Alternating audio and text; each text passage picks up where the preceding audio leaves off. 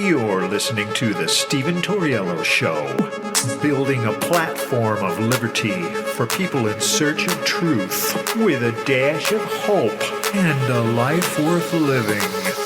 The Stephen Tauriello Show. And now, here's Stephen.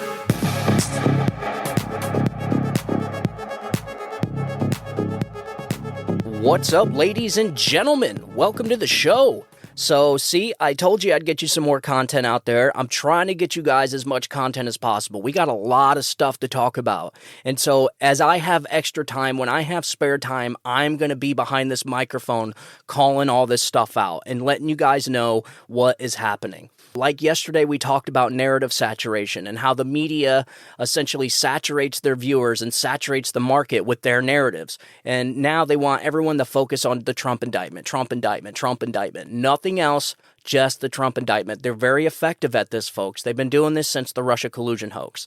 And speaking of the Russia collusion hoax, John Durham was doing testimony today about the Russia collusion hoax, and he was just answering some questions from both sides in the House Oversight Committee. And this goes to show you, this is a perfect example, is why the left and their media apparatus is so effective. Is because, folks, the Russia collusion hoax happened 4 years ago, 5 years ago. 5 years. And just now are people starting to find out the truth. So these people that have been pushing Russia collusion and PP tape stories and all this other stuff, they built an entire theme of hatred towards Donald Trump. They accused him of being a Russian asset and all this other stuff. You guys remember it. They were calling him a Russian asset, a Russian stooge, Russian this, Russian that, and the entire damn thing was fake. And so only now, 5 years later, are people starting to realize that after the damage has already been done. Do you know what that has done to our population of people? Like when you sit there and tell them that we have a president that was colluding with Russia to win the election or whatever it is, like this is so awful, folks. And then they want to sit and talk about why Republicans can't get busy with focusing on problems that we're facing in this country. Because these people just punched us in the face and they don't think they're going to get a punch back. So that's what we talked about yesterday was the narrative saturation and how in 2024 is not Democrats versus Republicans. It's the people versus the system. It's the people versus this corrupt bureaucracy, this corrupt Washington establishment swamp. And that is what you have a choice in 2024. So come 2024, you guys need to make your decision. You either want to get your country back, okay, or you don't. Or you want these people to just go ahead and pick who runs for president and pick who's president and who they want to dethrone and who they want to impeach and so on and so forth. So if that's what you want, then you go ahead and you vote for Joe Biden. If you want your country back, which means you want this government to just do what it's supposed to do, like balance checkbooks and obviously protect our southern border and have a badass military and protect our nation from foreign enemies, foreign and domestic, then you're going to want to not vote for Joe Biden. You're going to want to vote for Republican, whether that's Donald Trump, Ron DeSantis, or whoever it is. But this right here, folks, what we're experiencing the last 2.5 years is unsustainable. So like I said yesterday, in 2024, that's your option. You either want the system that we have now, and that means the beatings will continue until morale improves, or you want to get your country back and start ridding this corrupt establishment swamp of all the corrupt swamp creatures that reside inside of it. So that's the choices you got in 2024. You may not like the options. I don't blame you, but this, folks, is unsustainable, okay? And it's unfortunate that we had to go through all this misery for people to realize that voting for Joe Biden in 2020 was a big mistake. So, again, the narrative saturation is still happening with the Trump indictment when all this stuff is happening behind the scenes. A ton of stuff, folks. And that is why we got to go ahead and just jump right into this stuff because I don't want to waste any more time. So, this is something that I just found this. I got an article by CNN, go figure. You know, sometimes they do put out, their digital platform is okay. Sometimes. It just depends on who the author is. And so this author is hat tip to Noran Salenhai. It doesn't matter. They work for CNN, so it doesn't matter. This is an update on the submersible we talked about on yesterday's episode. So additional vessels joined search after more noises were heard Wednesday during an operation to find manned submersible. Yes, so the massive operation to find a missing submersible with 5 people aboard is focused on areas where more banging sounds were picked up Wednesday in the remote North Atlantic Ocean, sparking hope in some quarters even as the craft's oxygen wanes. Yeah, so they said 96 hours of oxygen, which I guess puts that at Thursday morning. So tomorrow morning, or whenever you're listening to this, Thursday morning, they'll essentially be running out of oxygen at that point and then probably suffocating if they are still alive. So they heard banging noises, but they don't know what it is. And the search area is twice the size of Connecticut. So it's not looking very good for these people, folks. If they are still alive, if this submersible is still intact, then they're looking for them right now. And I guess they heard sonar pings from 2.5 miles deep.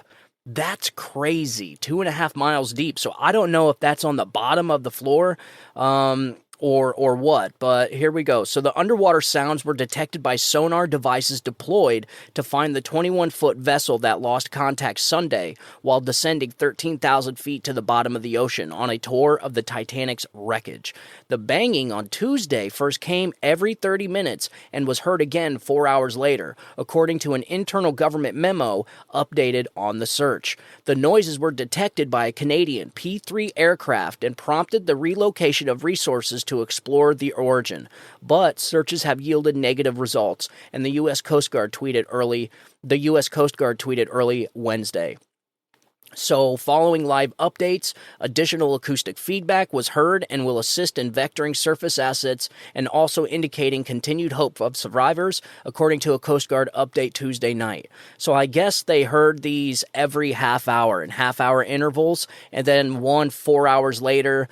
And so it's something. They just don't know what it is. So the banging noises offered a ray of hope in an increasingly bleak situation. The submersible, known as the Titan, begins each trip with 96 hours of life support and has been missing since Sunday, setting up Thursday morning as a key deadline for finding the vessel and those on board. So Frederick said the oxygen level is just one piece of the data rescuers are analyzing. He also said officials believe the submersible crew has limited rations of food and water. Yeah, so that's another thing. If they don't have water on there, I mean, you can go without food for quite a while, but you can't go very long without water. Maybe a few days without water and you're toast. And I would have to imagine it is hot as hell in that submarine. I don't know if they have any kind of air conditioning or what their situation is, but just imagine being trapped in that smuggy, just hot, nasty sauna metal tube for 96 hours. That's borderline torture, folks. I mean, I can't think of anything more terrifying. That's like, I don't know, man. That's like if I had a bad nightmare and it woke me up in the middle of the night, it would be something like that. Being trapped in a tiny metal tube that has no oxygen, that's running out of air. Like, that's the stuff nightmares are made of. So, quote, we just remain optimistic. We just have to keep working until we find the submersible, Joyce Murray, the Minister of Fisheries, Oceans, and Canadian Coast Guard, told reporters Wednesday. Let's see here. So the Titan was operated by OceanGate Expeditions and was carrying a pilot, 3 wealthy adventurers, and the company's CEO when it lost contact with its mothership about an hour and 45 minutes into the dive. The trip was part of a trip to see the Titanic's wreckage for prices starting at $250,000, an archived version of its website shows. So this is interesting. So, as the search of the Titan continues, CNN has learned at least 2 former OceanGate employees who expressed safety concerns about the vessel's hull years ago, including the thickness of the material used and the testing procedures. The 23,000-pound craft is made of highly engineered carbon fiber and titanium. But the central focus now is the massive search. The U.S. is moving in military, yada, yada, yada, yada. Yeah, so that's crazy. So it's not steel, it's carbon fiber and titanium. That's, I mean, I guess, but I'm pretty sure carbon fiber is good, I guess, because it flexes, but do you want it to flex? And also, carbon fiber is carbon fiber. I mean, wouldn't it be easier to crack or poke a hole in? I don't really know, but I mean, these two people were obviously expressing their concerns with the safety of this vessel. And one of the guys, there was actually a lawsuit involved. I'm not going to read the entire article because it's pretty long. So one of the employees was involved, filed a lawsuit or was sued for breach of contract, non-disclosure agreement, because he essentially called these people out saying, look, we got these submersibles in with a 5-inch hull, and it was supposed to be a 7-inch hull by design. And so I don't know what that means. Did they go down in a hull that was only 5 inches thick when it called for a 7-inch thick hull? I don't know. But I've been reading a lot into how submersibles implode and what that might look like. And it's pretty wild, folks. When you're that deep, they call it the crush point.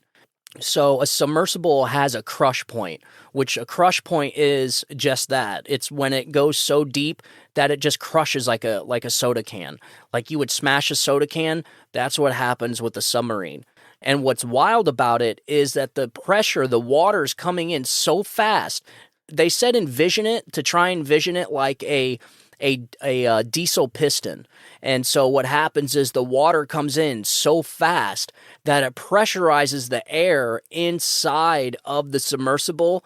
And so an implosion essentially turns into an explosion. And so, and not only that, but this is what's wild. And I was reading a message board where a former submariner was talking about the stuff that he was learning when he was in the submarine in the Navy. And what happens is the water comes in so fast that it pressurizes the air so quick that it actually ignites the oxygen on fire. And then as the water comes in, it quenches the fire out. So that's crazy, folks. And that is why they say an implosion at those depths is actually an explosion, because it compresses the submersible and the air inside of it so fast that it actually explodes. But what's crazy to me is it comes in so fast that it actually ignites the oxygen and ignites the air inside of the submersible. And all this happens within a second. Like in a blink of an eye.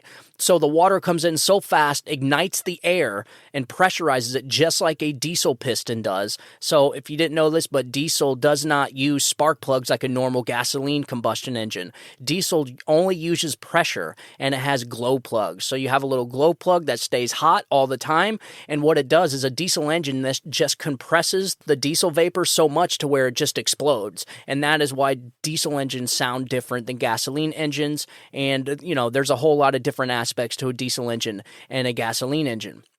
But that's essentially what they say to try and envision it as. Try and understand it as like a diesel piston coming in so fast. The water's coming in so fast that it actually compresses the air and ignites the air, and the water comes in and quenches it out all within a second. And so that is how you get an explosion. Also, if there's any kind of fuel on board. So he was referring to military submarines and like U-boats during the World War II and so on and so forth. And a lot of them had ammunition and diesel fuel. So if there was any kind of explosive or any kind of diesel or whatever it is, all that stuff is going to explode. So again, that is why you have an implosion that is so intense and so critical that it actually explodes underwater. So that actually took a lot longer than I thought. I only planned on talking about that for a minute. We got a whole lot of more serious stuff to get into, but I just wanted to catch you guys up on that story. That's an ongoing search. They're still searching, and then tomorrow morning they hopefully will find them, because that's when they're going to be running out of air. So moving on. So have you guys ever heard of that term, the Overton window? I'm sure you've heard it a lot, especially if you follow politics, because it is a term that's used in politics. So the Overton window is a concept in political theory that refers to the range of ideas and policies that are considered acceptable and within the mainstream of public discourse at a given time. And so it's named after Joseph P. Overton, who developed the concept. The Overton window suggests that the public opinion and political viability for certain policies or ideas are constrained by what is considered socially acceptable and politically feasible at that particular moment. So ideas outside this window are typically seen as extreme or radical. The window can shift over time as societal norms and political landscapes change, allowing previously fringe ideas to become more mainstream. So why am I explaining to you what the Overton window is?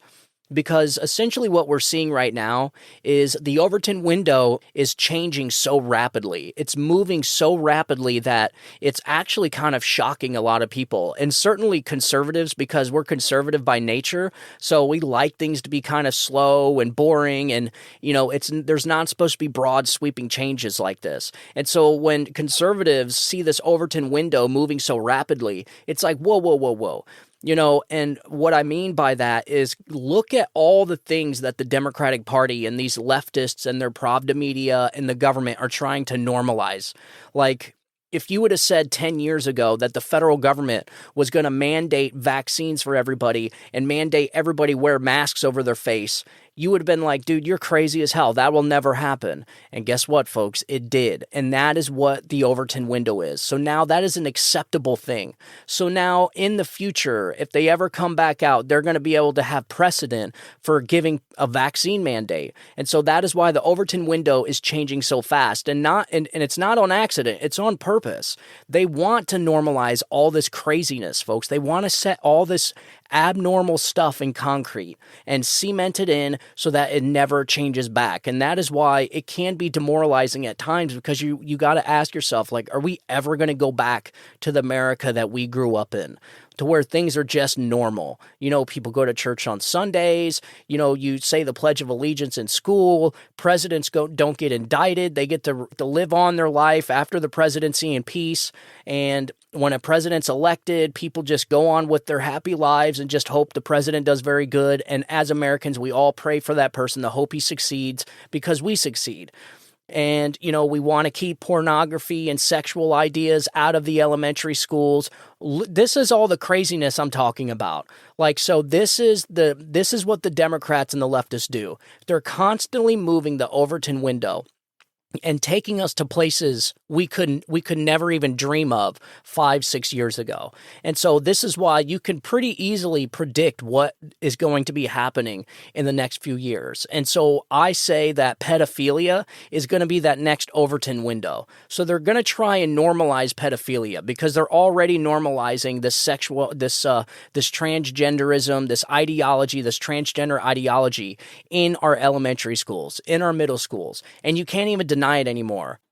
So 2 years ago, people were completely called conspiracy theorists if they were saying that pornography and these books were in the libraries of our children's elementary schools. Well, here it is 2 years later, and you actually have parents taking those same books that they're finding in their kids' elementary schools and reading them out loud at a school board meeting, and their microphones get cut off because it's inappropriate. I'm here today to talk about this book here. My name is John Amanchukwu, as I've stated earlier. It's called It's Perfectly Normal for Students 10 and Up. This book details all kinds of sexual images, pictures of elderly people nude, pictures of an individual who's in a wheelchair with his penis out. All of these sexual pornographic images are made available and placed at the fingertips of children. And I'm sure, Dr. Cruz, I don't know if you knew about this before you signed on, but hopefully this is something that you can address and deal with, because this is immoral and asinine to allow children to be able to see this. Also, this book even shows images of two women having sex, a man and a woman having sex, and two men having sex. That's not perfectly normal. Who decides what's normal? Is it you? Is it you? Is it you? Is it you? Or do parents decide what should be placed at the fingertips and allowed to be taught to their children in the school system? I'll read some of this for you. It says, after a bit, a person's vagina becomes moist and slippery, and the clitoris becomes hard. After a bit, a person's penis becomes erect, stiff, and larger. Pastor. Sometimes a bit of clear fluid that may contain a few sperm comes out of the tip of the penis and makes Pastor. it wet. Can we, sir, I'm sorry. Was it something I said? Was it something I said? If you don't want to hear it in a school board meeting, why should children be able to check it out of the school system? You see, we have perverts that are perverting our kids. And you all sit back smug in your chairs and celebrate diversity, equity, and inclusion, but you don't want me to read it so you can hear it. Why? Does it bother you? Yes or no? You can't answer that question. You want to know why? Because politically speaking, you can't say that it's wrong. You probably are a Christian man, but many Christians today have become more Democrat than Christian. Some Republicans have become more Republican than Christian. I'm not trying to win an election. I don't get my talking points from the RNC or the DNC. I get my talking points from the Bible, from the Bible. And you don't want me to read the filth because it exposes the truth. How dare you tell me to stop reading it? If you don't want to hear it, why should the children have to see it? Pastor, your time is up. Thank you. That makes two of us.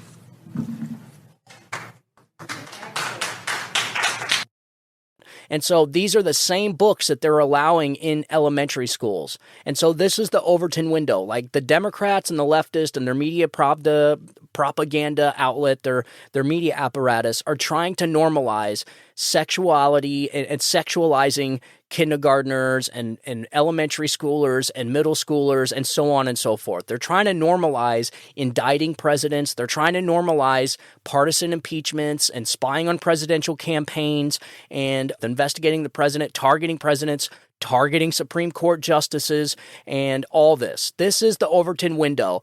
And just know that the Democratic Party, this corrupt establishment that we're dealing with right now, the leftist Pravda and their media, they're trying to move the Overton window constantly. And this is what freaks conservatives out because they don't like it, man. They don't like it. They want things to move slow. They like they like the principles of their country. They like what the founders gave us. They like the Constitution. Well, the Democrats are all ready to they're ready to rip up the Constitution. They don't even care about this thing anymore. They only use the Constitution when they have to, which means whenever they're being attacked for whatever reason, they'll wrap themselves up in the Constitution like a shield, or they'll claim, like when they're trying to manipulate their voters, they'll say, oh, the Republicans are anti-Constitution and anti-America. Well, we really care about democracy and all this other garbage. You guys know how they operate. This is what they do. Okay, they'll use the Constitution in their advantage when it advantages them, and then while you're not paying attention, they're ripping it up and essentially just using it as guidelines. Like in that movie, The Pirates of the Caribbean, where she was talking about the Pirates Code, where he's like, yeah, they're more like guidelines. They're not really, it's not really the contract that we're supposed to follow word by word. It's kind of just guiding us. That's why you hear Joe Biden saying the Second Amendment isn't absolute and all this other garbage that they say. They're constantly trying to change it, and they know that the Constitution is the one thing in their way, folks. So what do? They're like, well, we're going to have to pack the Supreme Court. That's our only option. That's the only way we're going to be able to concrete this Overton window in and normalize all this madness. And so that's why they're always talking about stacking the courts. So that's why I wanted you to know what the Overton window is, because that's going to be the theme for today's show. All right, the Overton window. So as we go through this next 20, 30 minutes, I want you guys to keep the Overton window in mind, because you're going to start seeing a pattern here, this constantly changing Overton window. So moving on, since you guys know what the Overton window is, and I'm sure you did. I'm not sure if you did or not, but I just wanted to explain that to you because you're going to start hearing it a lot more, and I'm sure you have lately in the past 4 or 5 years. So I just wanted to explain that to my listeners. The Overton window is where they're constantly normalizing things that weren't normal just a few years ago, and it's getting faster and faster and faster. And so this is something else that they're trying to normalize. So China is preparing for for war while our military focuses on white rage, and they're building a base just 90 miles away from our shores. Yes, so China is preparing for war, folks. They are preparing for war, and we are not. So China is cooperating and they're partnering with Cuba, essentially, and building a military training facility in Cuba. Well, I'm not sure if you knew, but Cuba is about 90 miles off of Key West. So that puts Cuba at 90, that puts China's military training facility 90 miles away from U.S. shores. And so China and Cuba are in active conversations about creating a new joint military training facility on the island nation 100 miles from the American homeland. So according to senior U.S. official, Beijing and Havana are discussing what kind of training would take place at the facility and what the leadership structure would look like. Biden administration officials have brought up these talks with their counterparts in Beijing and Havana. It's unclear, however, how far along China and Cuba are in their chats about the prospects for a deal, the official said. So this is not normal, folks. Any other time, if this was 30 years ago, 40 years ago, our military, the president, the Pentagon would have been losing their freaking minds, man, if China was 100 miles off of our shore building a military training facility, okay? And this comes after they admitted, after they found out that China had a spying facility, a eavesdropping facility on Cuba, and they've had it since 2019. Supposedly, that's what the administration says. So they come out and say that I think what they were trying to do was get ahead of this because, like I said, they're trying to move the Overton window.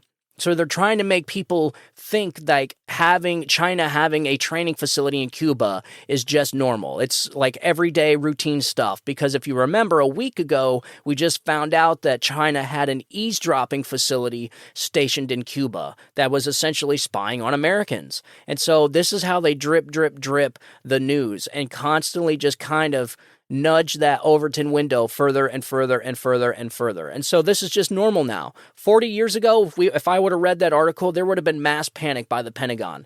There would have been like missile silos opening up. There would have been, tornado alarms going off. This is essentially a Cuban Missile Crisis, folks. This is what this is. It's what it's certainly starting to look like anyways.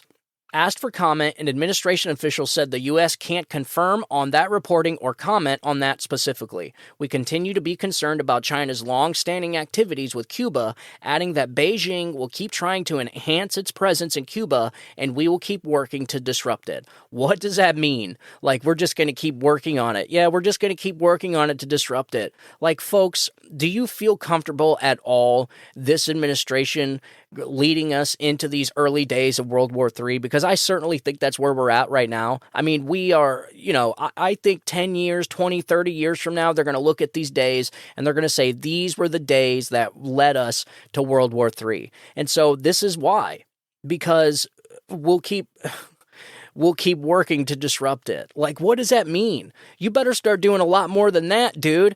Like, you're just going to what does that mean? We're going to work on it to disrupt it. Like, come on.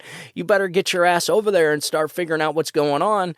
You better tell them you'll drop a Moab on that island, and that'll be the last of that island. You just tell them, be like, look, if you build a training facility in Cuba, we're going to wipe Cuba off the face of the earth. There won't be nothing there. They'll have to edit all the maps, all the global maps and the globes in the world because Cuba won't be there anymore. That's the kind of stuff I'm talking about. That's certainly what Donald Trump would have done. Now, you can argue that maybe it's it's this theory that, well, it's not really a theory. Donald Trump used the same kind of tactics, and where you essentially talk out of both sides of your mouth. And what that does is it confuses the enemy. And so every time they do something, they have to think, oh, okay, is he going to do something or is he not? The son of a bitch just may be crazy enough to drop a Moab on us, or he may not. So it's always good to keep them guessing, essentially. Like, that's the tactic. I'm sure there's a technical name for it. I just can't remember off the top of my head. And so you could argue that that's what the Biden administration's doing, but I highly doubt it, folks. Does anybody see any kind of sophistication to this administration? No. Can anybody point to anything that this administration has touched that has gotten better? No. So I don't see this situation getting any better either. So what you can do is just like what's happened throughout the last 2.5 years is hope for the best, but expect the worst when it comes to China building a training facility, a military training facility on Cuba.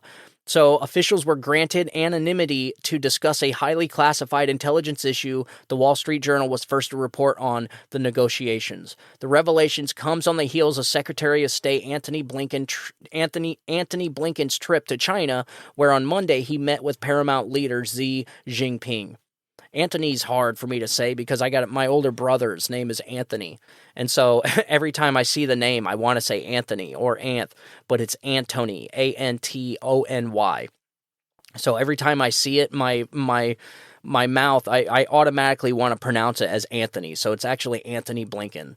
So while both men said the talks were fruitful, though devoid of clear deliverables, China refused to reestablish military-to-military communications like Washington wanted. So what is that doing? They're essentially China's giving us the middle finger and saying, yeah, go piss off. We ain't talking. We ain't working nothing out. We're building this training facility, and there ain't nothing you're going to do about it. Like, dude, like, this is so bad, folks. So bad, man. So Blinken told reporters he had made it very clear during his meetings in China this week that Washington has deep concerns about PRC intelligence or military activities in Cuba. So he has deep concerns. Oh no, I'm sure they're horrified of your deep concerns there, Blinken. So this is something we're going to be monitoring. Very closely. Blinken added he spoke in London at a joint press conference with Britain's Foreign Secretary James Cleverly. Well, was Xi Jinping there? I don't think so. So, like, we're all, I don't think China is interested at all with working or cooperating with the United States. They flew a spy balloon over a freaking country, man. Like, they're not playing games. Like, they're not. So it's like we're watching the enemy get suited and booted, and we're just sitting here talking to one another. That's like what it seems like. It's like we're sitting here talking to London and like, yeah, China, we're really concerned about while China's over there in the corner getting all strapped, getting ready for war, and we're just sitting there talking to one another, telling each other we're worried about China. Like, no, dude, these people are preparing for war is what they're doing. And in 40 years ago, if this would have happened, this would have been taken care of immediately. Okay? Immediately. None of this, but we're deeply concerned about the PRCs. No. We would have said, look, if you keep building these facilities, we're going to wipe you off the face of the earth. And then that would have been the end of it. But now, look, this is what you get, folks. So in 2020, when you pulled that lever for Joe Biden because you wanted normalcy, not only did you not get normalcy, but you got actual misery instead. So this is what you get, man. This is what happens when you have uninformed people making uninformed decisions. Quote, I think it's absolutely vital that we have these kinds of communications, military to military, Blinken told reporters Monday.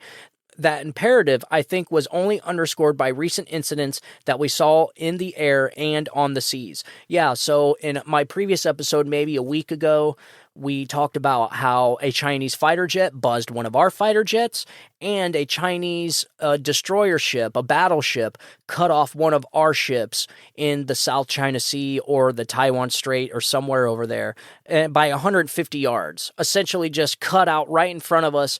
They're taunting us, folks. I think that's actually the name of my episode too, is China is taunting us. They're saying, yeah, what are you going to do about it? We're building a military training facility in Cuba. What are you going to do about it? They're building their navy. Their navy is bigger than ours now. They have more boats than us. Their military is massive.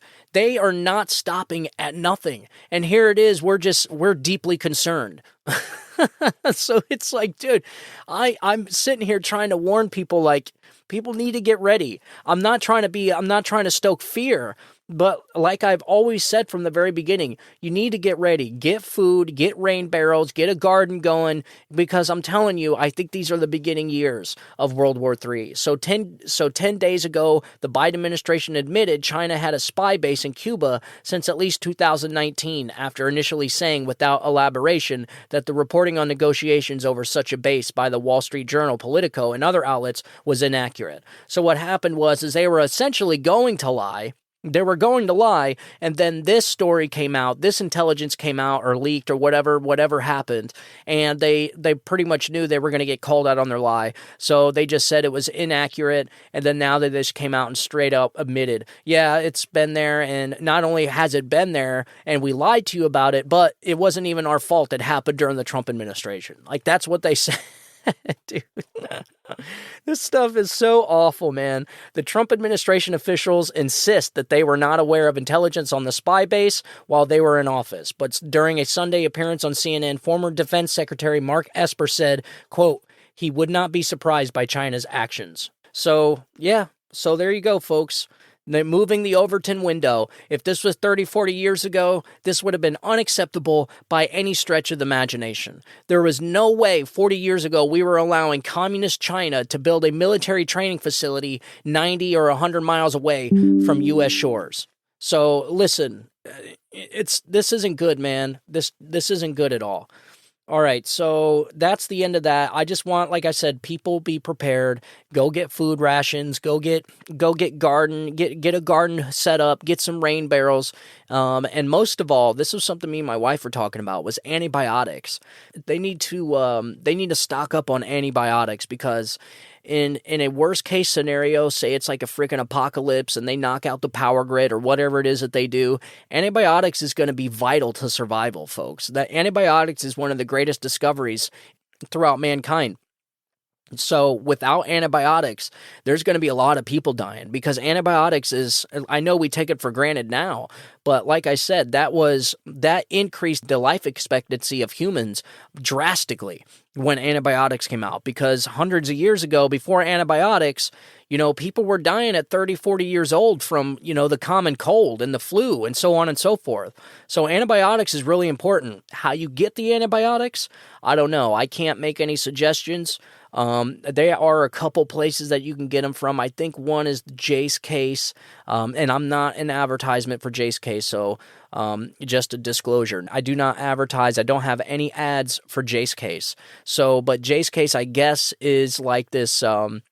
You call them up. It's kind of expensive because I looked into it. You call them up and there's actually doctors that give you the prescriptions that you need, the antibiotics that you need, and they send it to your home.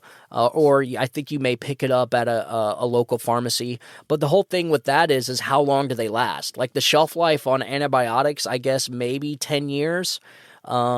So, you spend all that money. I think it's like $200 or $250, and you get essentially like a little box with 4 or 5 different bottles of antibiotics. And if that only lasts 10 years, I mean, that's great. But, 10 years, that kind of money, I don't know. I guess if you could justify it, I don't know. If you really think that that it's going to happen, then I guess it would probably be worth it. And folks, maybe it is worth it. I don't know. I just don't have an extra $250 to spend on antibiotics. So I don't know if maybe there's other ways of getting it. I know you can't get antibiotics over the counter. It has to be a prescription. So I don't know if you have a family doctor. Maybe a doctor can write antibiotics so that you can store them yourself and I don't know, put them in an airtight container. Get them to last. I don't know how any of that stuff works, but that's certainly something that's going to be extremely important in like the worst case scenario, like with no electricity in like an apocalypse, essentially. If this place turns into like the frickin' Walking Dead, antibiotics are going to be vital to the key to survival. So, so like I said, get prepared. So Joe Biden's dementia is making the U.S. a laughing stock. So I don't know if you've noticed this.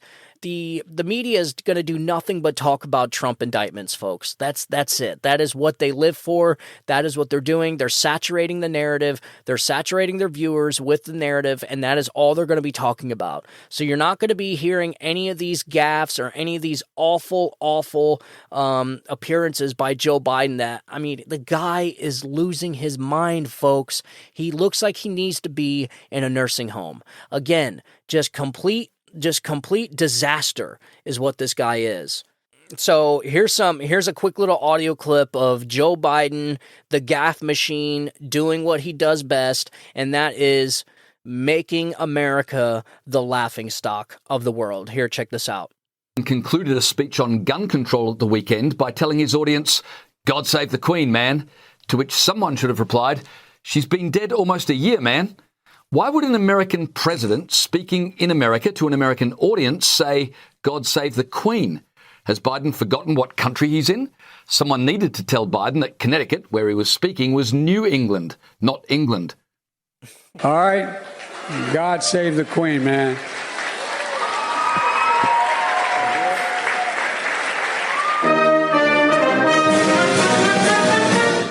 And just, I wanted to add some commentary to this. Like, why are people clapping? That no matter what this guy does, you have the clapping seals in the audience just going or and just clapping away. Like, dude, this guy just said, God save the Queen in Connecticut, dude. Like, what are you clapping for? What should happen is you should have like crickets in the background after he said that. No clapping, no cheering. And then after he said that, I know you can't see the video, but after he's done, he just kind of sets the mic on the podium, and then he looks for his handlers, and he starts asking them which direction he should be walking off stage, like this way, or this way, or this way, and then he just kind of, somebody comes over and grabs his arm and shuffles him and kind of guides him off the stage. Like, what are we dealing with, folks? What is this? This is madness, man. This is madness. Again, moving the Overton window. They want to normalize this. This is the kind of stuff they want to normalize. So don't notice that this old bumbling, mumbling fool is the leader of the free world. This guy that should be in a nursing home that has dementia. They're trying to normalize this, the Overton window, that they are trying to move the Overton window to make this normal from here on out. And I'm sorry, folks, it's just not. But worse, why would Biden say God save the Queen when the Queen is dead? Some have speculated it's such a bizarre thing to say he must be sending coded messages. Others have said it's such a bizarre thing to say he must clearly be suffering dementia. I like to think it's a combination of the two. It's a coded message telling us that he has dementia. I guess he just plain forgot that he was at the Queen's funeral only a few months ago. And what's with the man at the end of the sentence, like he's an 11th grade stoner? I can't imagine how on edge his team must be every time he holds a microphone. This isn't the first time Sleepy Joe has forgotten that a friend is deceased. Last year, he called on politician Jackie Wolosky to identify herself at a conference 1 month after she'd died in a car accident. And I want to thank all of you here for including bipartisan elected officials like Representative Governor, Senator Braun, Senator Booker, Representative Jackie. Are you here? Where's Jackie? A White House spokesperson said Biden misspoke because Wolosky had been top of mind. I guess the Queen must have been top of mind too. American used to be exemplary, a model others sought to follow. They're now a laughingstock, and worse, they did it to themselves, man. It's supposed to be accepted as normal now. Like, this is not normal. Everybody knows this isn't normal. Even people on the left, even Democrats know this isn't normal. But look, to make an omelet, you got to break a few eggs, man. And so this is the problem. The ends justify the means. And so if they need some mumbling, bumbling 90-year-old man that should be in a nursing home in order for them to get their climate agenda across, because they know this empty soul, this guy, this soulless being, he'll just sign whatever they put under his nose, then that's what they'll do. They don't care. They have no principles. They have no morals. And, I've always said this, and me and my wife both have said this. A shame on this man's wife, man. A shame on a shame on Jill Biden. Dr. Jill. The one with the PhD in education, but we're supposed to call her doctor. Like, all these people are such frauds, man. And this goes back to yesterday's show. This is the system, folks. This is what you have in 2024 on the 2024 ballot. You either allow these people to continue with this madness, or you tell them enough is enough and you take your country back in 2024.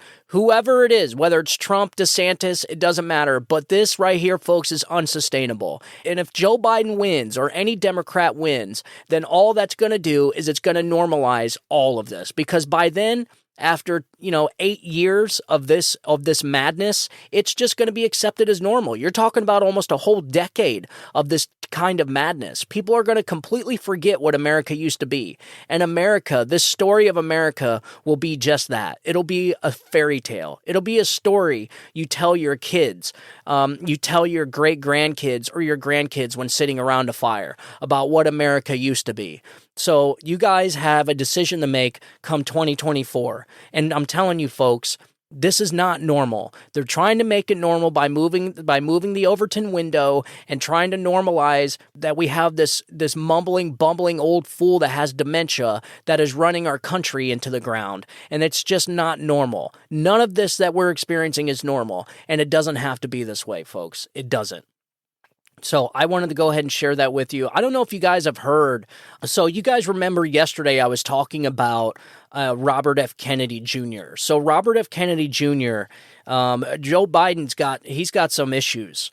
Because Robert F. Kennedy Jr. is skyrocketing in the polls, folks. Not like nominee status, like he's not up that much, but he is definitely making headway, and it's getting so bad that they're actually starting to censor him. So the corrupt system is doing it again, folks. The Democrats, you guys should be furious, man. Democrats should be furious. They did the same thing to Bernie Sanders, not once, but twice.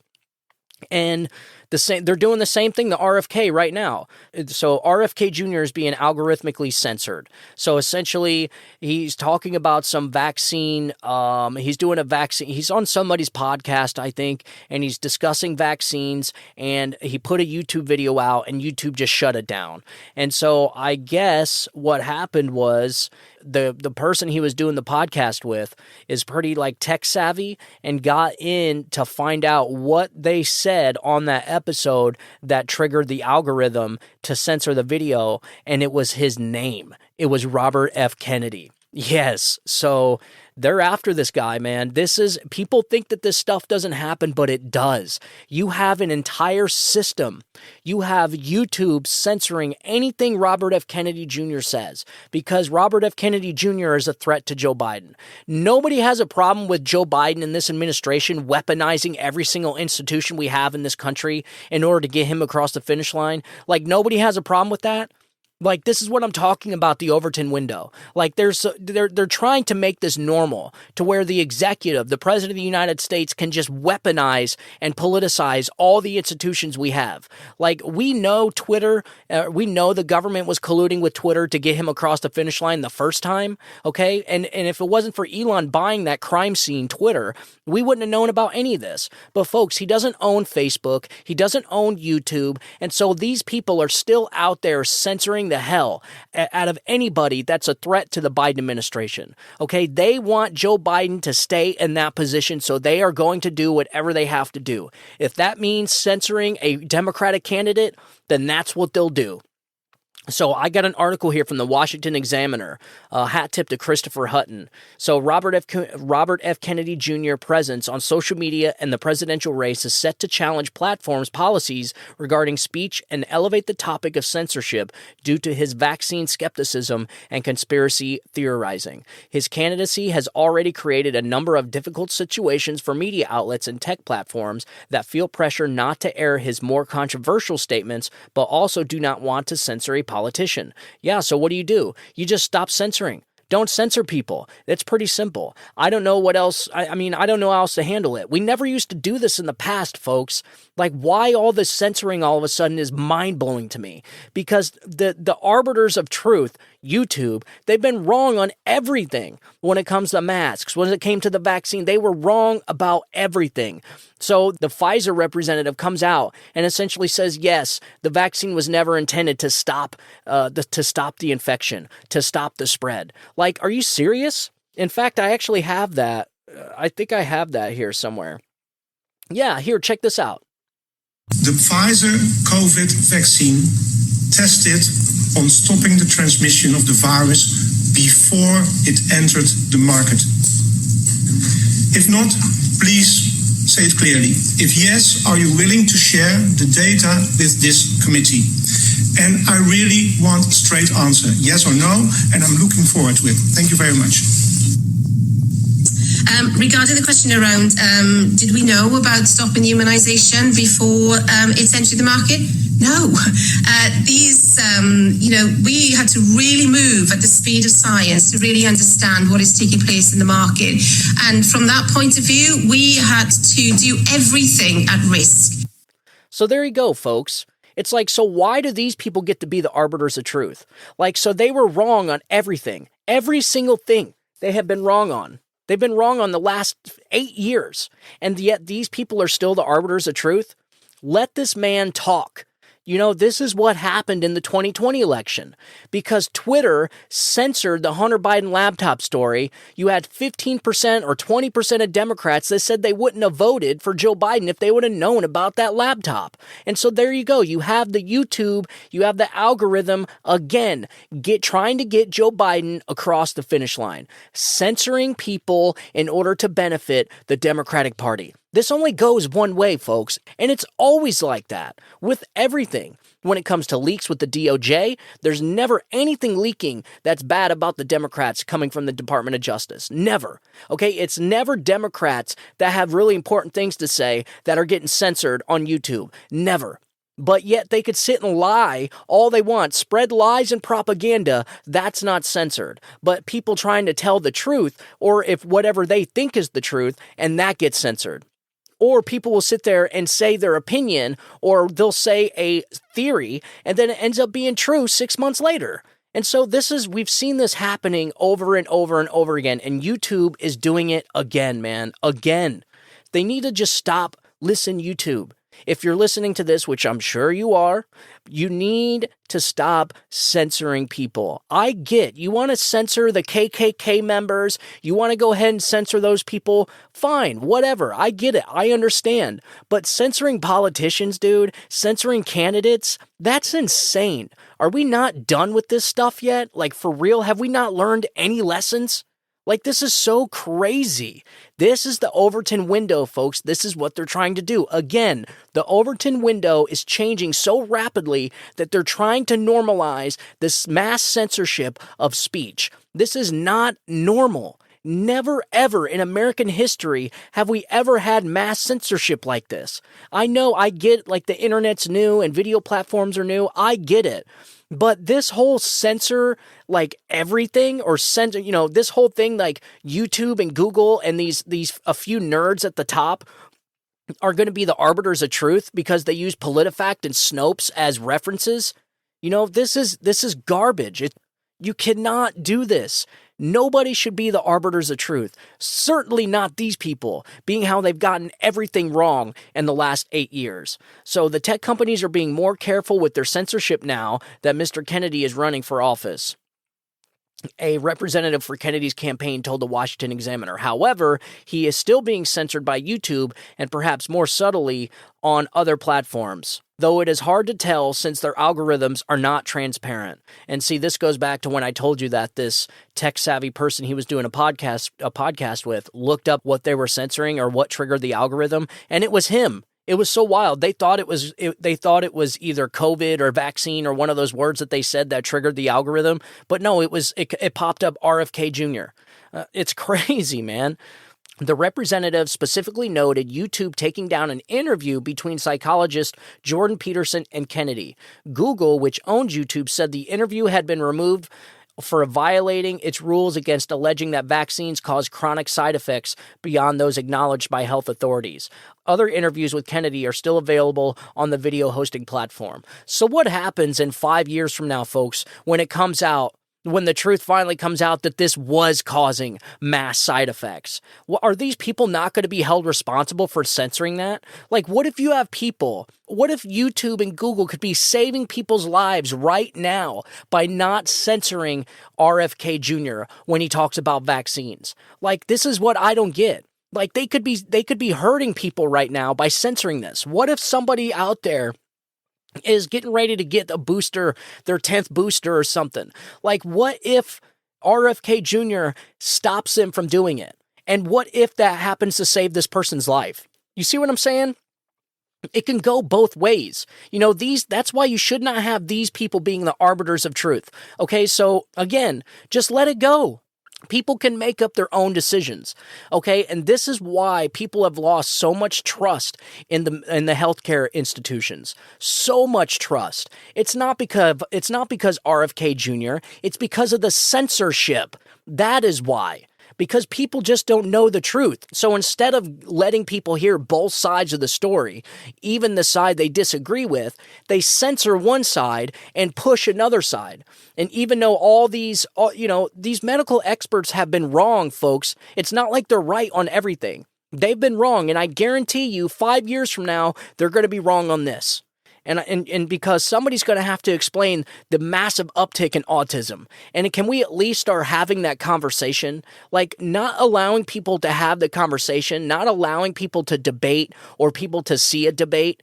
That is bizarre to me, and that is absolutely creepy, and that is the stuff of totalitarian regimes, where you have a massive corporation that essentially has the keys to the town square, has the keys to the public square where everybody meets, and they only let one side of the story out, but not the other. And they don't let people see both sides of the story so people can make up their minds themselves. Like, that to me is wild. Again, moving the Overton window to make this is just being normal. It's not normal. So Kennedy has long faced censorship on multiple platforms because of his commentary on vaccines, but his new candidacy has made it more complicated for social media to ban him or remove his content. I get it. I understand. You shouldn't be banning presidential candidates. You shouldn't. I think that's disgusting. So most notably, Kennedy had been banned from Instagram in 2021 for spreading vaccine misinformation. But when he declared his candidacy in May, his account was reinstated in May because Meta, which owns Instagram and Facebook, maintains a policy of non-fact-checking political candidates and allowing candidates an equal platform. This policy became relevant earlier this year when former President Donald Trump was reinstated to Facebook after being banned for inciting violence at the January 6 riots. At the same time, Kennedy was found a welcome on Twitter, now owned by Elon Musk, who has sought out to portray himself as a defender of free speech. The billionaire hosted a Twitter space on June 5th with Kennedy.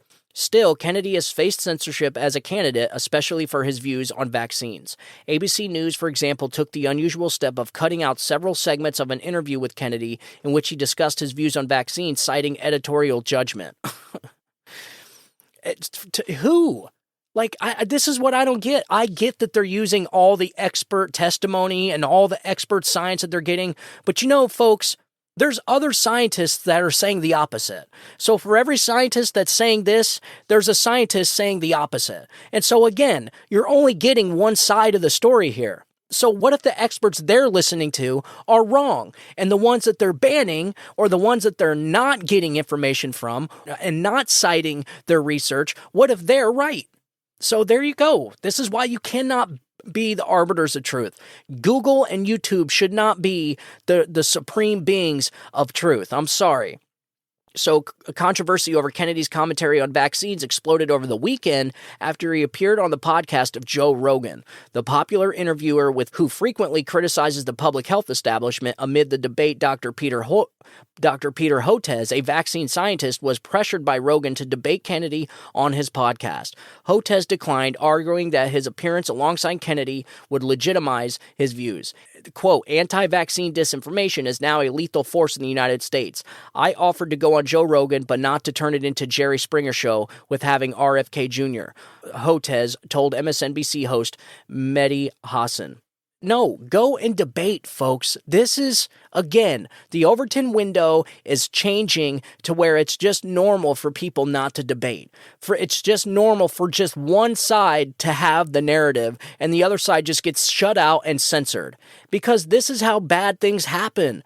A debate is healthy. That is what this country was built on, for God's sakes. Healthy speech and debate is the best thing for controversy. It is. You have a controversy, when you have a gray area, the best thing you can do is talk about it. It's more speech, not less speech, folks. And so this is where we got it all backwards. It's crazy to me. All right, so as Kennedy has clashed with social media and the news media, he has found an embrace among some conservatives who have also long complained about censorship and bias. Quote, never before has Kennedy been treated with such disrespect by media outlets, including when Ted Kennedy challenged Jimmy Carter in the 1980 primary. Dan Schneider, the vice president of the Media Research Center's Free Speech America, told the Washington Examiner today's liberal-dominated platforms are working overtime to help Joe Biden secure a second term. Yes, that is exactly what is happening, folks. We can all see it. They are pulling out all the stops this time. They are emptying the magazine, folks. They are putting everything they got in this, whether that's kneecapping Donald Trump with indictments, that is censoring the other side, that would obviously inform would-be Democrats with the truth, just like Twitter did pre-Elon Musk with the Hunter Biden laptop story. That right there, folks, cost the election, because poll after poll has said 10 to 15, 20% of Democrats would not have voted for Joe Biden if they had known about the family's corruption. Well, folks, when somebody tried to come out and say and talk about the corruption, Twitter banned it. So you had the New York Post release a story a week before the election, and Twitter banned it. All the media outlets banned it as Russian disinformation. And so all these people voted for Joe Biden. And now we're all paying the price because of censorship.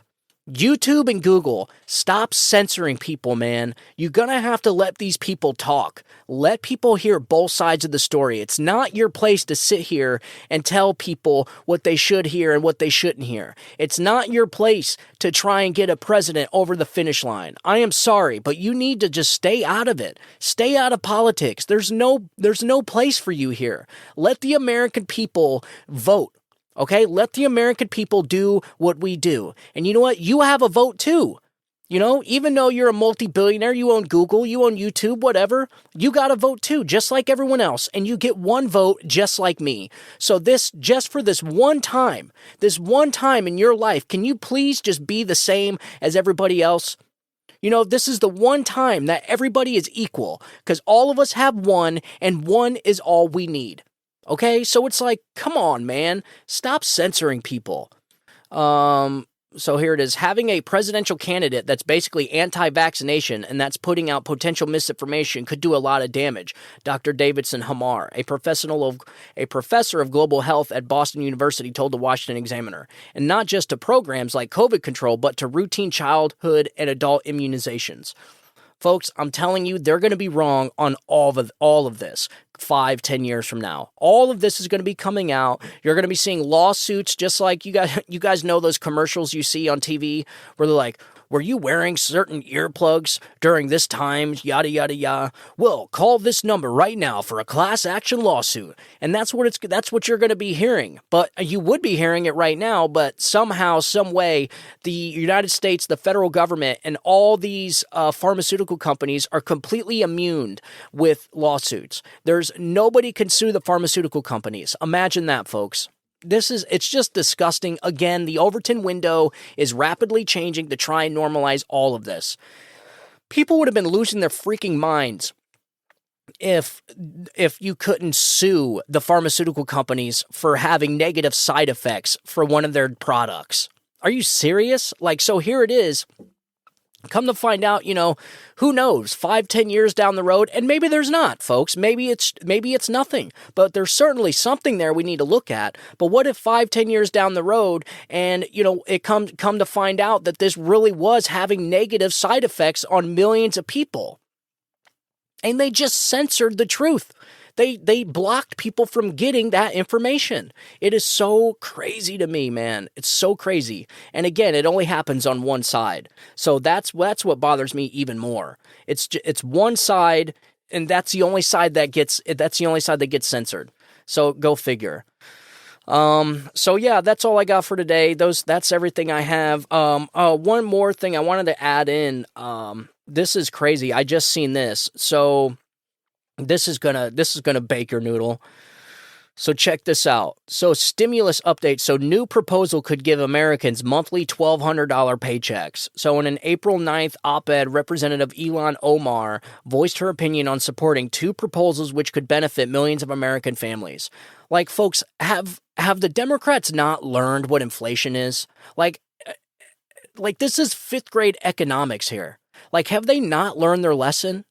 Like, it's almost like they want to tell us the beatings will continue until morale improves. Like, what is this? You have to stop giving people paychecks, man. You have to stop just pumping this economy with money.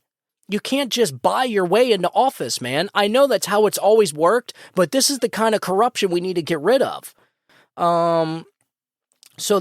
So the first would provide an income, so 2 proposals which could benefit millions of American families. The first would provide an income floor for everyone in the face of inequality.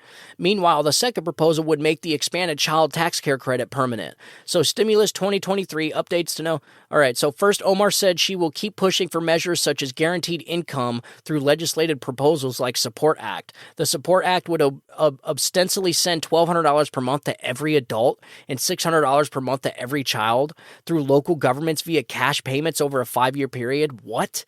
Do they understand how bad of an idea this is? This is like literally buying votes, folks. This is what this is. This is buying votes.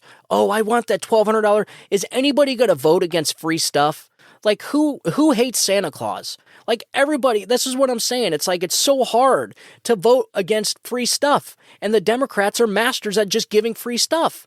What they haven't learned yet is that free stuff causes inflation. Inflation causes misery. It's so bizarre. So this bill builds on a successful guaranteed income pilot program we've seen in localities nationwide, including in Minneapolis and St. Paul, she wrote. In addition, Omar, along with Rashida Tlaib and Jesus Garcia, reintroduced the End Child Poverty Act, which would replace the CTC and the child provisions in the intern income tax credit with a universal child benefit, according to a statement. The 3 lawmakers said in April 16th announcement, on the federal level, this program would be universal and include no income phase-ins or phase-outs. Oh, my God, man. Look, folks, so lawmakers' initiative is perhaps inspired by Minnesota's own proposal under which families earning less than $50,000 would be giving $1,000 per child through state child tax credit, regardless of their tax liability, as Omar wrote. The checks are estimated to benefit 2.5 million Minnesota families, totaling $3.9 billion.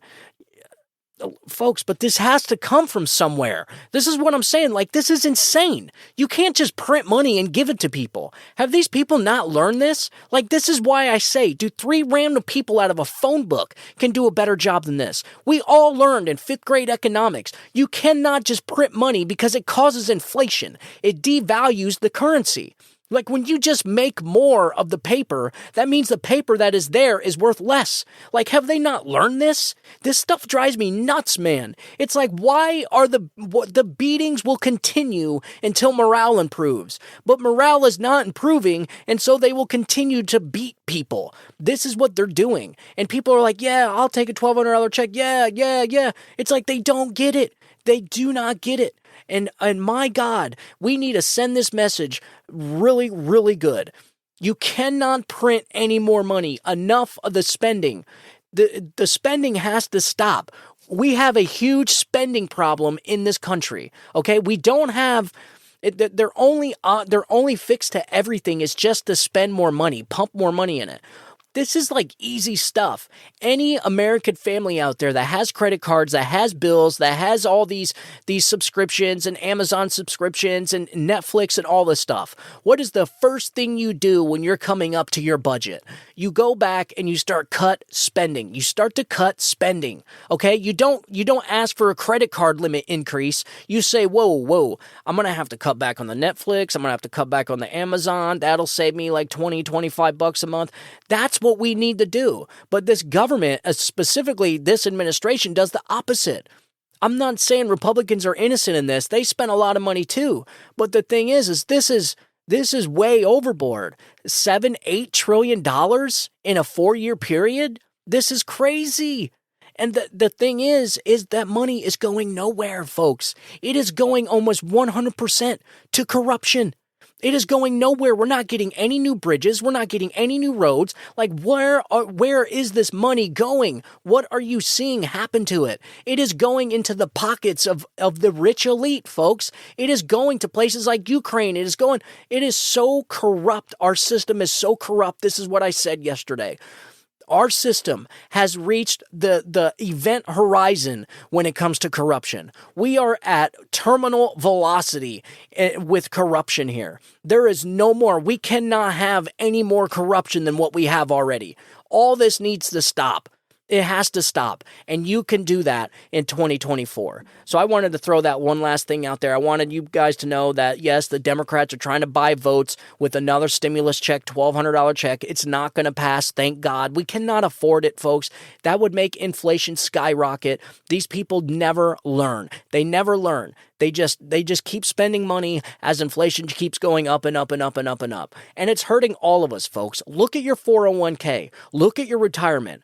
Look at your bills. Look at your spending. Look at your bank account. Look at everything. Look around. You are watching the collapse of a society, folks. This is what you're seeing. I went through it last night. 10 signs of a collapsing society, and every single sign we are seeing right now in our society. That should be a giant flashing neon sign to people saying, danger, danger, danger. We need to reverse course on this, folks, and I'm telling you, you have that chance in 2024.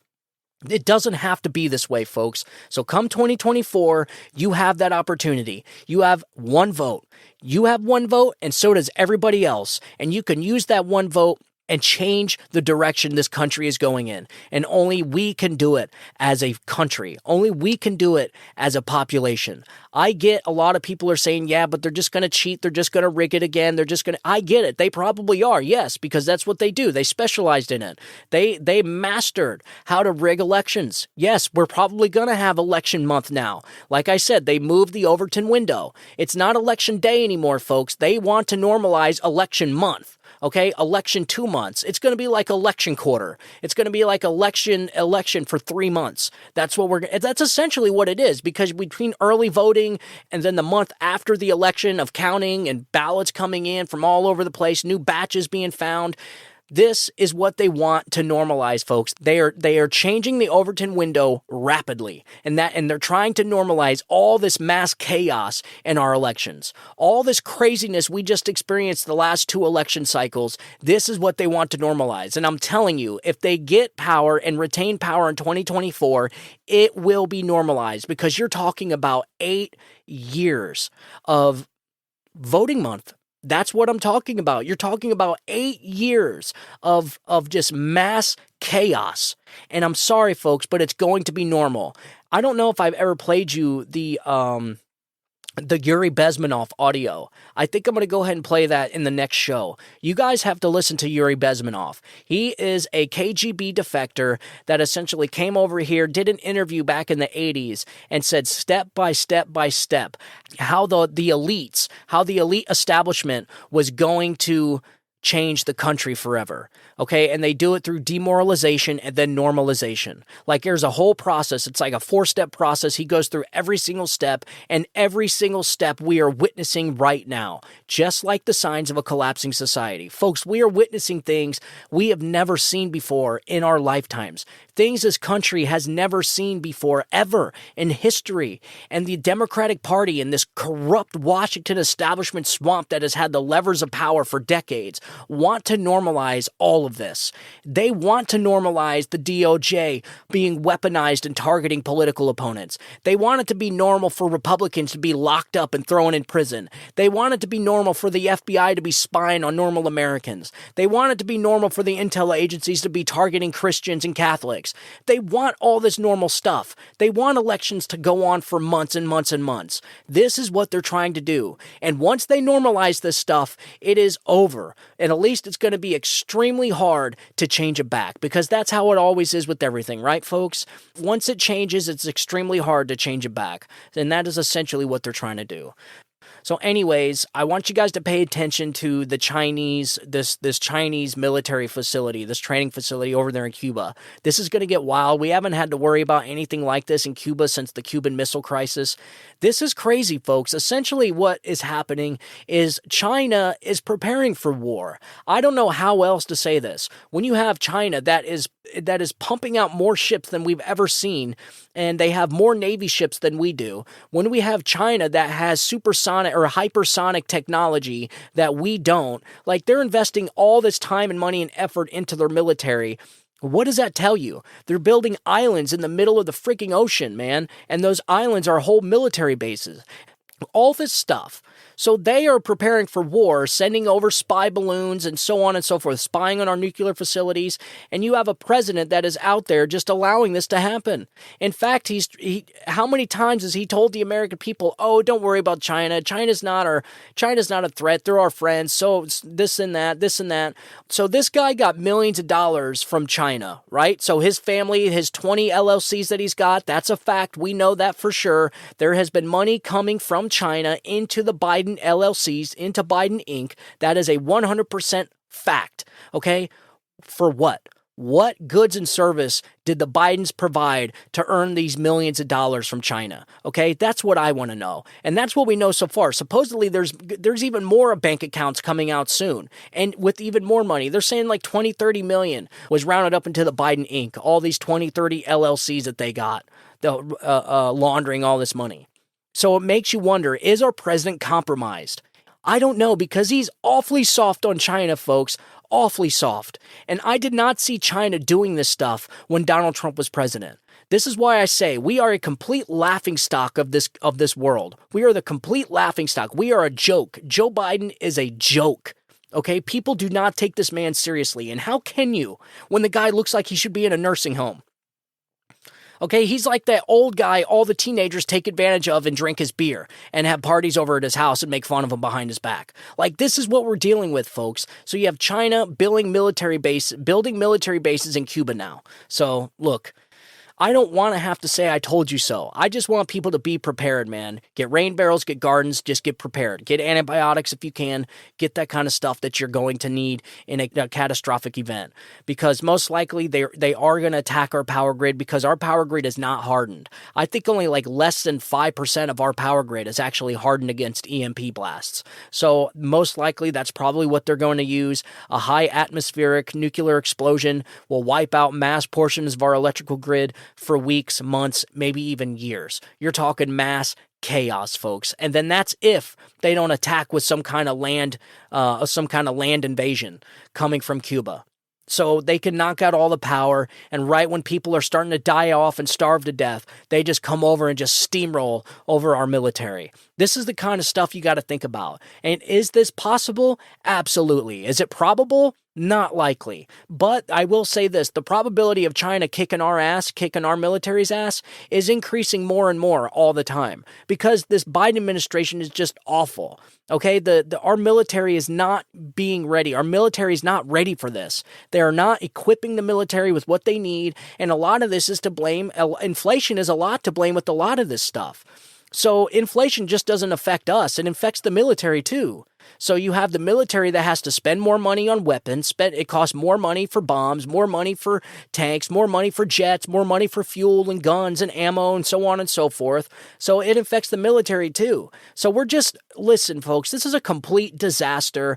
And like I've been saying for the last freaking 4 months, you have a choice in 2024 to change all of this. And I want you guys to think good and hard were you better off 4 years ago than you are today? And the answer most likely is you have an 8 out of 10 chance of saying yes. So that is the math with that. 8 out of 10 people were better off with Donald Trump than they are now. So 8 out of 10 people are worse off with Biden than they were under Donald Trump. That is the statistics with that. So look, you got a choice in 2024. All right, folks, that's all I have for today. Let me know what you guys think about the intro. Leave it in my email. Let me know what you think. Let me know what you think about the show. Or if you got any questions or you want to reach out in general, just let me know. You can get a hold of me at StephenTauriello@gmail.com. Let me know what you guys think about the show. Let me know what you think about the intro. Also, if you could, I'd really appreciate it. Share the show with your friends and family and tell them to leave a comment and a 5-star review. I would really appreciate that. Also, tell them to follow the show. It's completely free, folks. It's completely free. Also, you could find the show on Rumble. You could find the show on YouTube. We're pretty much everywhere, folks. The show's on Facebook, I think. I try and put some content out. I promote the show on TikTok, so you can find some clips on TikTok. So I'm getting there, folks. I'm getting there. We're getting serious now. So if you could, I'd really appreciate it. Tell your friends and family, share the show, let them know what's going on, because it really helps get the show out there. It helps beat that algorithm, folks. The more people that leave reviews, the more people that hit the 5-star, and the more people that follow, the more it spreads the show out to more people. And that is what we want. We want more people to be informed. And just like I said earlier, you guys do the same. You guys get on your platforms and shout from the mountaintops, man. Tell everybody that you know, tell your friends and family that this is insane and this is unsustainable, what we're experiencing right now. And look, even if you swayed one person to change their mind when it comes to 2024 election, then you did your job, and that's what matters. So again, as always, thank you guys for tuning into the show. I hope you enjoyed it. Let me know what you think about the intro. And you guys have a good day. Have a great week. God bless you, and God bless America. You guys have a good day. Bye-bye.